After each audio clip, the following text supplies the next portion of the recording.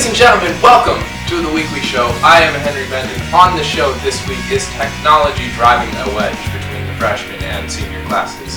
And if not, can we make it?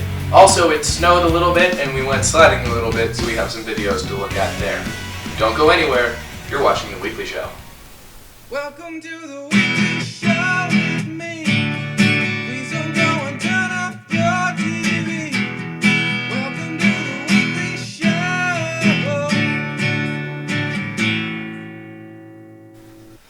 Welcome back. In the news this week, SoundCloud announced a deal with Universal Music that will give it the licensing rights to artists such as Kanye West, Adele, and Taylor Swift.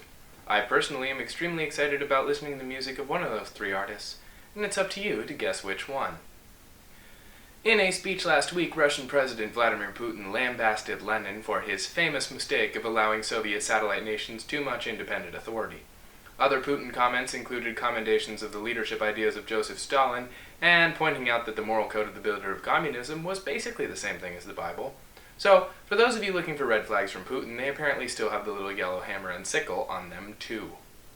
Reports from multiple news outlets, including the Washington Post, say that basically everyone that has ever worked for Republican presidential candidate Ted Cruz absolutely hates Ted Cruz. In other news, Ted Cruz is second in Iowa and surging. Scientists in Africa have brought back a previously extinct cousin of the zebra called the quagga.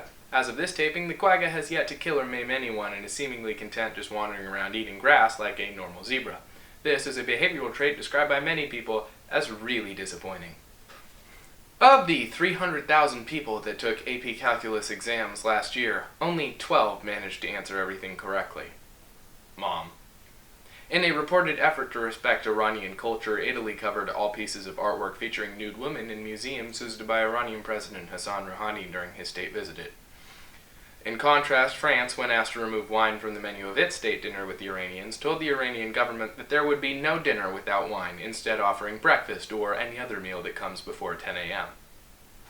Denmark passed a controversial bill to confiscate the valuables of refugees to pay for their asylum because, and of this I am sure, those refugees held on to their family heirlooms for thousands of miles while traveling through war zones, just so they could give them to the government of Denmark.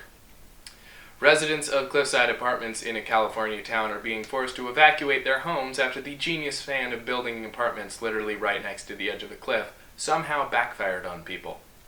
And finally, in school news, the musical How to Succeed in Business Without Really Trying will begin and end its run next week from February 4th to 8th.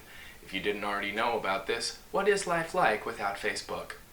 At this point in the program, you may be asking yourself, why is there stuff on your desk, Henry? And the answer is, I like props, and I forgot about them till now. With that in mind, we turn to our main story this week, which despite the snow and easy story therein, is actually about technology. From school MacBooks to social media sites, the differences between the older and younger kids at Washington Lee High School is actually kind of distinct. For example, while the senior class planned and then totally failed to participate in a senior snowball fight using the social media site Facebook, this reporter's freshman brother and his friends all used approximately 800 million non-Facebook sites, though mostly texting, to do whatever the things they did over the break. It seems that we're at a generational breakpoint in terms of social media and technological awareness. After all, I don't know a freshman that has a Facebook. Now, I'm not saying they don't exist or that the senior class are Facebook's biggest fans. We're not. Facebook is, as Will Siegel put it so eloquently during a conversation on Tuesday, not lit. Still, Facebook has been a tool for the last several years at least for planning activities, organizing events, and informing everyone you know of school closures as soon as possible. But now, as younger members of the WNL community no longer have Facebook, we've been thrown into a weird in-between area where, say, half the swim team can use the team's Facebook page, and the other half has no access whatsoever. In the eyes of this reporter, at least, the internet and technology in general is changing again, and the way we communicate is about to radically switch to something that I will learn how to use 2 years too late. Finally this week, as I mentioned earlier, people went sledding because of the snow, and people crashed because of the sledding. And I brought a camera, because I'm me. Thanks for watching.